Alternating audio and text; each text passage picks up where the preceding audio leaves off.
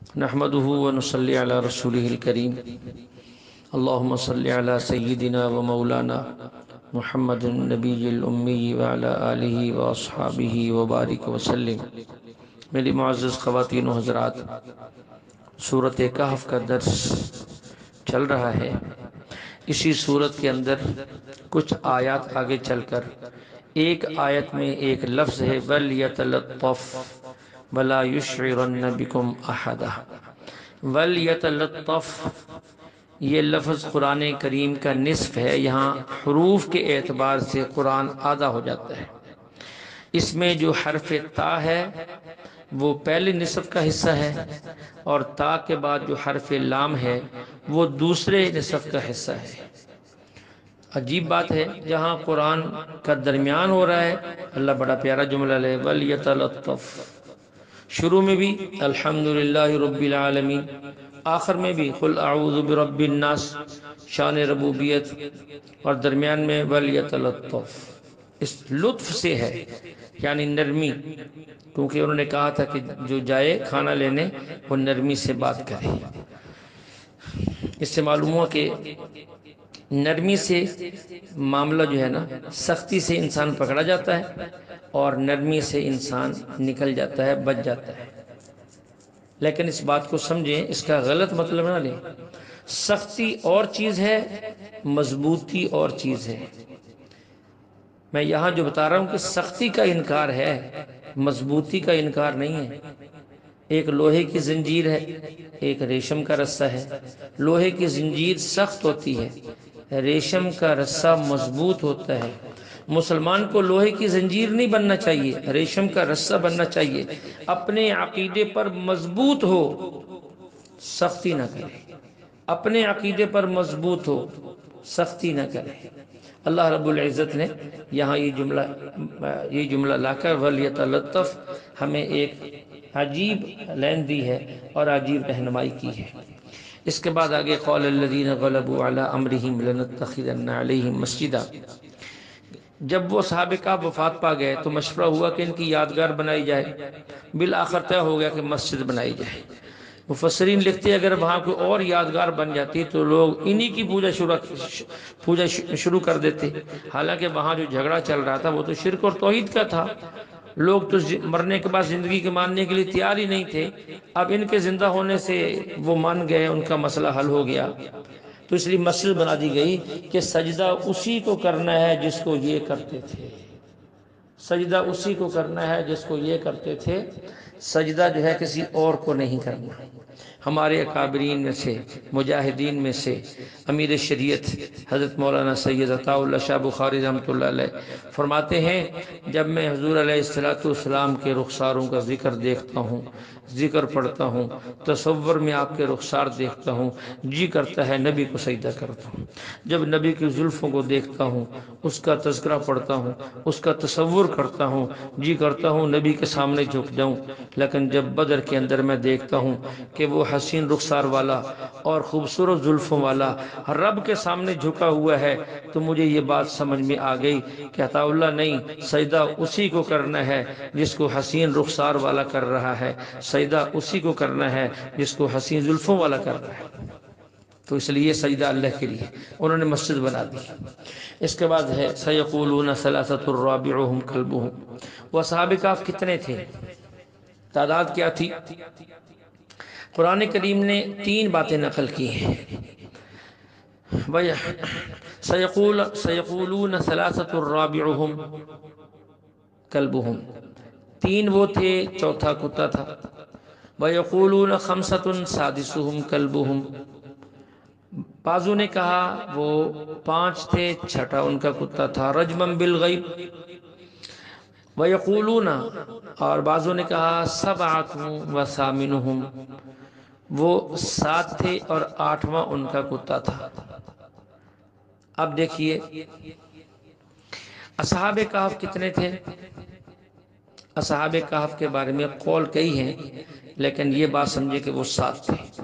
حضرت ابن عباس رضی اللہ عنہ فرماتے ہیں قرآن میں ہے کہ میرے پیغمبر آپ کہہ دیں ربی اعلم بعدتہم، کہ میرا رب ہی ان کی صحیح گنتی کو جانتا ہے۔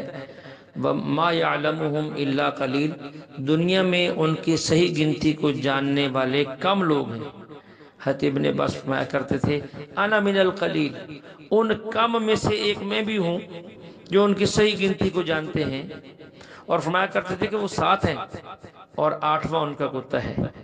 حضرت ابن عباس دلیل یہ دیتے تھے، بڑی پیاری دلیل ہے، کہ جب اللہ نے پہلا اور دوسرا قول نقل کیا، بعض کہتے ہیں 3 تھے، بعض کہتے ہیں 5 تھے، 2 قول نقل کیے، تو ساتھ یہ فرمایا رجمم بالغیب، کہ یہ جو باتیں کہہ رہے ہیں نا یہ اٹکل پچو ہے، ایسے ہی تخمینے ہیں، کوئی یقینی بات نہیں ہے۔ اور جب اللہ نے تیسرا قول نقل کیا وَيَقُولُونَ سَبْعَةٌ، کہ وہ 7 تھے، 8واں کتا تھا، تو یہاں رجمم بالغیب نہیں فرمایا، یہاں نہیں فرمایا کہ یہ تکے والی بات ہے، یہ اٹکل بچوں والی بات ہے، یہ ایسے ہی اندازی اور تخمینے والی بات ہے، یہاں نہیں فرمایا۔ فرمایا کہ معلوم ہوا پہلے 2 قول ٹھیک نہیں، تیسرا قول ٹھیک ہے۔ دوسری دلیل ابن عباس رضی اللہ عنہ یہ دیا کرتے تھے کہ جب یہ سوئے ہوئے تھے اور اٹھے تو قرآن کہتا ہے قائل منہم کم لبستم، ان میں سے ایک بندے نے کہا، ایک بندے نے کہا تم کتنا عرصہ سوئے، یہ ایک ہو گیا۔ قالوا لبسنا یوما، اور پھر کچھ لوگوں نے کہا ان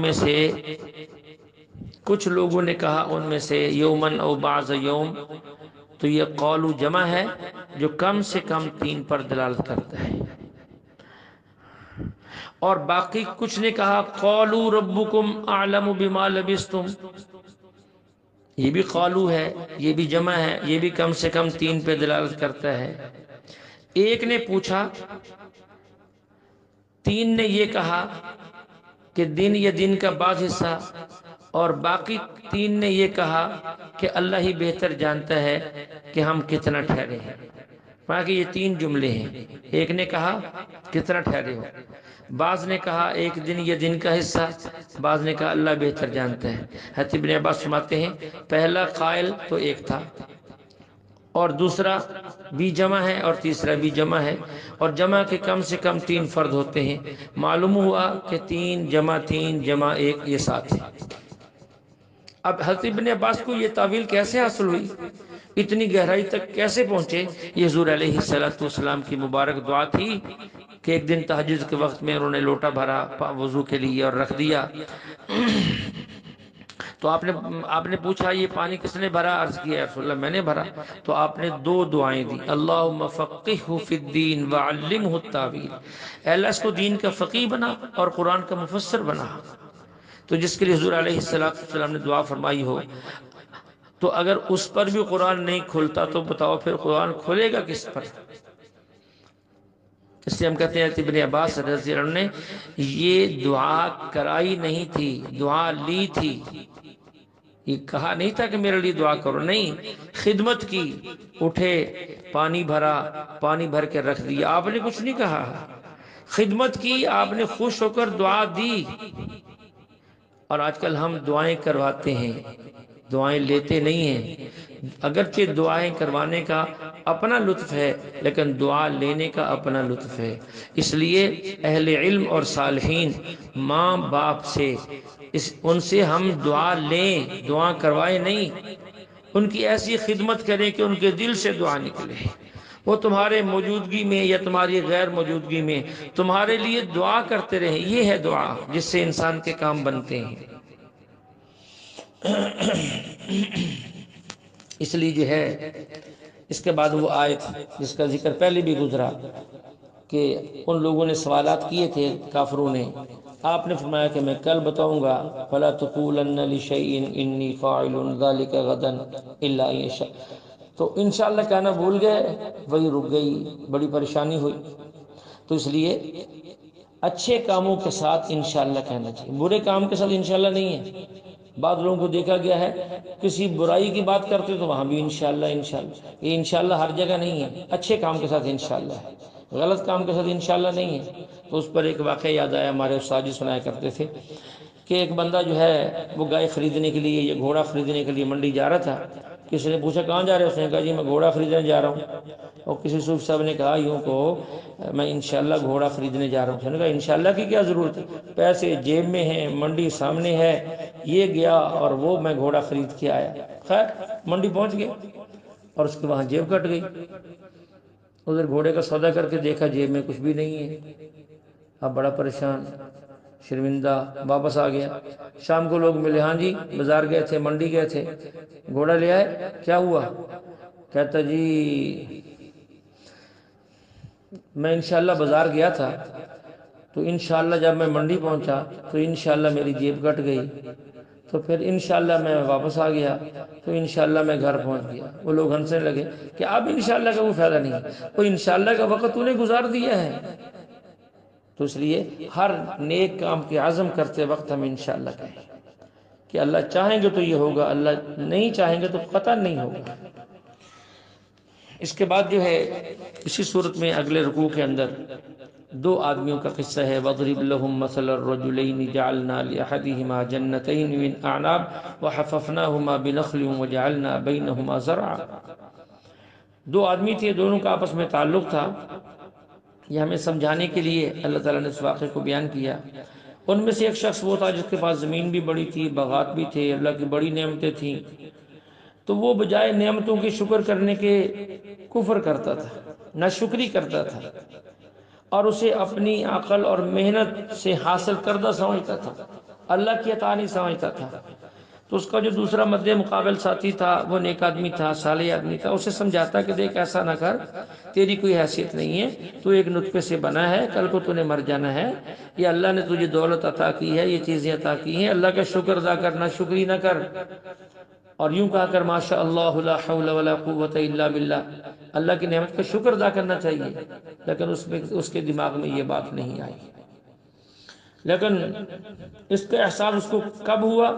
اس وقت ہوا جب اس کی نعمتیں چھن گئیں، باغات ختم ہو گئے، خالی ہاتھ رہ گیا، پھر کہتا پھرتا یا لیتنی لم اشرک بربی احد، کاش کہ میں اللہ کے ساتھ کسی کو شریک نہ کرتا، اے کاش میں اللہ کی نعمت کی قدر کر لیتا۔ تو اب کیا ہوگا؟ اب تو بات ختم ہو گئی۔ اللہ فرماتے ہیں وَلَمْ تَكُنْ لَهُ فِئَةٌ يَنْصُرُونَهُ مِنْ دُونِ اللَّهِ وَمَا كَانَ مُنْتَصِرًا۔ جب اللہ کی گرفت آتی ہے تو اللہ کی گرفت سے چھڑانے والا پھر کوئی نہیں ہوتا۔ اس لیے اللہ کی نعمتوں کا شکر ادا کرنا چاہیے، ہر وقت شکر، ہر لمحہ شکر، چھوٹی نعمت پر بھی شکر، بڑی نعمت پر بھی شکر۔ سب سے بڑی نعمت ایمان اور اسلام کی ہے۔ روزانہ اللہ کا شکر ادا کریں، یا اللہ تیرا شکر ہے تو نے ایمان دیا، یا اللہ تیرا شکر ہے تو نے اسلام دیا، یا اللہ تیرا شکر ہے آج تو نے نماز پڑھنے کی توفیق دی، یا اللہ تیرا شکر ہے آج تو نے تلاوت کی توفیق دی، یا اللہ تیرا شکر ہے آج تو نے جو ہے صدقے کرنے کی توفیق دی، یا اللہ تیرا شکر ہے آج تو نے جو ہے کسی غریب مسکین کی حاجت پوری کرنے کی توفیق دی۔ روزانہ ہم دعا کریں اور روزانہ اللہ سے مانگیں۔ اگر اس انداز سے ہم رب کا شکریہ ادا کرتے رہیں گے تو اللہ جل شانہ اپنی نعمتوں کو بڑھائیں گے، اگر ناشکری کریں گے تو یہ ساری نعمتیں چھین جائیں گی۔ اللہ جل شانہ ہمیں کلام مقدس کو سمجھنے کی توفیق عطا فرمائے۔ وآخر دعوانا الحمدللہ رب العالمین۔